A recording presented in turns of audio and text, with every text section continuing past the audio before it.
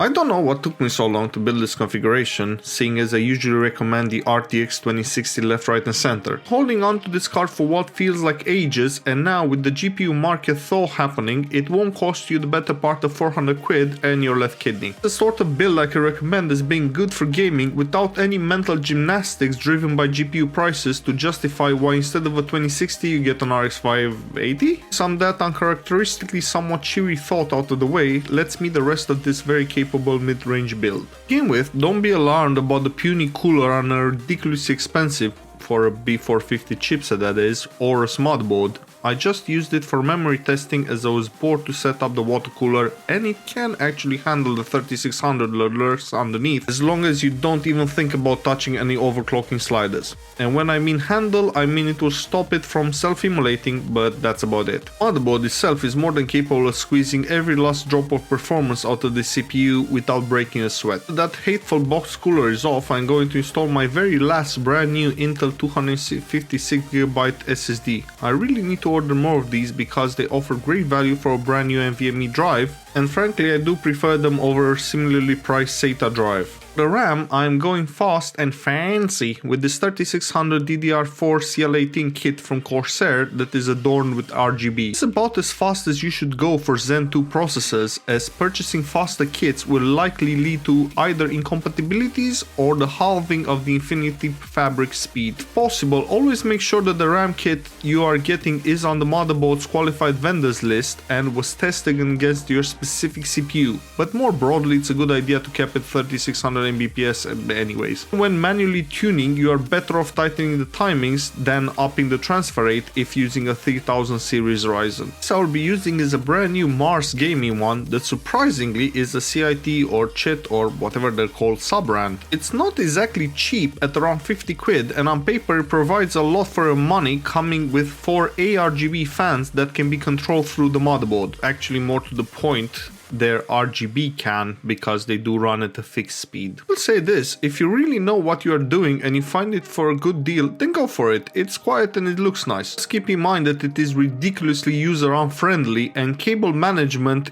is near mission impossible. If this is your first or second build, do yourself a favor, ditch the one for RGB fans as those can be added later and go for a Corsair case. You will save yourself a lot of frustration. Just look at how tight that motherboard is. This will be a very cramped build even though the case isn't that small. It just doesn't make good use of the available space. And oh, the radiator mounting at the front is downright stupid. Don't put it there unless you are building a custom loop with a dedicated pump and reservoir. And if you are, what are you doing using this case? I'm actually going to have a dedicated video on this AIO because for once it's not a closed loop one. It's a modular cooling unit that originally came with a 360mm radiator. That was way overkill for this, so I swapped it for a bulky 120mm all copper radiator that will do very well cooling this setup. Because I didn't cheap out and go aluminum, it will also last very long. Obviously everything was cleaned and the fluid changed, but I did forget to add a sticker on top of the pump, so if it looks different in photos, that is why. Before I move on, just need to mention that I will be installing a 2TB hard drive and powering it all will be a brand new 600W EVGA PSU. For the last bit that is usually the most exciting, the RTX 2060 6GB. This is a rather nice and more importantly quiet MSI Ventus model with 2 fans. The fin stack is cut straight into the aluminum block. It does have a heat pipe to even out the thermal load, leaving some room for overclocking. I even added a couple of extra thermal pads next to the PCI slot to make sure that all the memory modules get cooling. Now let's have a look at some pictures of the finished product and I shall see you in the benchmarking section. So fair warning, I'm probably going to fanboy over the RTX 2060 a bit, because it is probably my all-time favorite mid-range card, outpacing the 3060 by a long way. Mostly because of the price if I am being honest, but also because it is generally a great card. And what better way to showcase that than the Heaven run where none of its fancy features matter. Thankfully it still manages an incredible 170 FPS, equating a 1070 Ti and only 8 FPS shy of a 1080. Wholeheartedly agree that the 20 series did little to advance pure raster performance versus Pascal. Equally the 2060 is the exception that sort of reinforces that rule. Position is a much newer benchmark that is similar to Heaven, i.e. it is built on the same engine by the same people. Again, the 2060 narrowly probably beats out the 1070 Ti and slightly loses to the 1080 with 78 FPS on average. You don't have a good reason as to why I haven't featured this card on the channel before, and right now I'm kinda regretting it, because not once but twice in the past I prioritized the 1080 over 2060.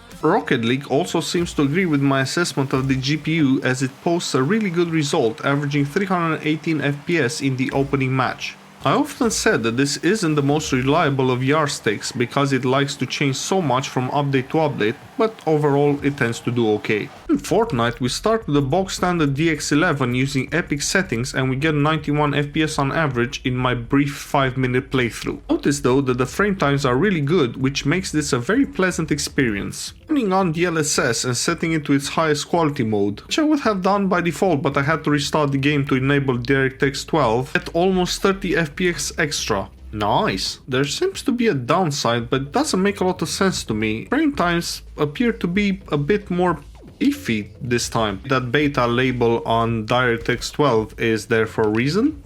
Finally, I turned on ray tracing and the frame rate predictably tanked to 61 on average. I'm usually all for RT features, but in this game, the performance penalty is even more egregious than usual, and let's be honest, it's no control. And speaking of control, I had to go back and check my own recommended settings in the RTX 3050 video because I had forgotten them. Turns out it was the medium preset with high ray tracing. And with those locked in, I went back to the oldest house and enjoyed the balmy 76 FPS on average with only the occasional stutter that was very minor to the point that I had to check the graph to figure it out that it happened. So yes, the render resolution is only 720p, but look at it! I am playing this on a 34-inch ultra-wide that has been dumbed down to 1080p and it still looks good!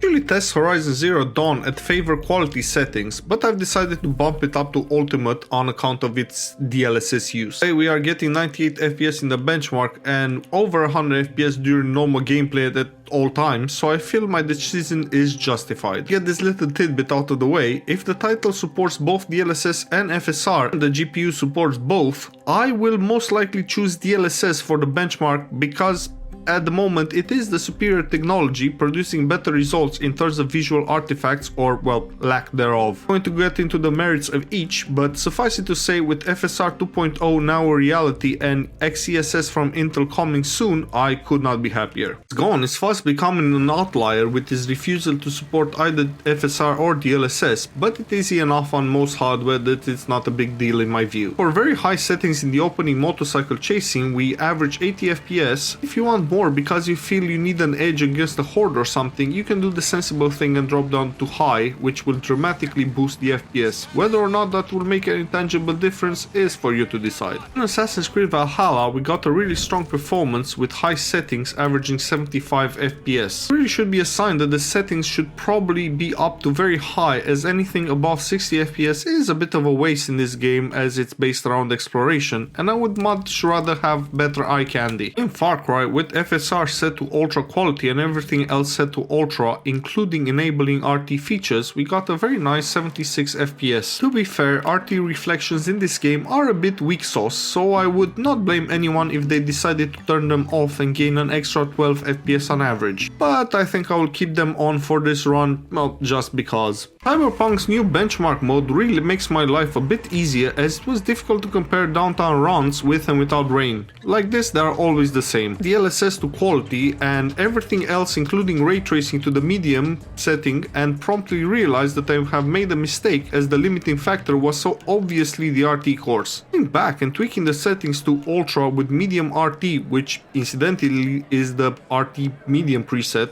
confusing, I know. But hear me out, I got almost the exact same performance at 45 FPS with the quote-unquote free beta visuals, as the bottleneck hasn't changed. Just goes to show that you really need to be careful with RT settings, as there is a high chance that the ray tracing cores are the main bottleneck in the graphical pipeline. Might as well load up the rest of the raster cores to get the best visuals you can without a hit to performance. Also, it is worth noting that disabling RT and setting everything else to medium almost triples the frame rate to 120 FPS. If you want both RT eye candy and better frame rates, DLSS can be set to balance, performance or auto. Just stay away from ultra performance. That is meant for 8K and looks terrible on a full HD panel. I think that's about it for this video. Thank you for watching and have a great day.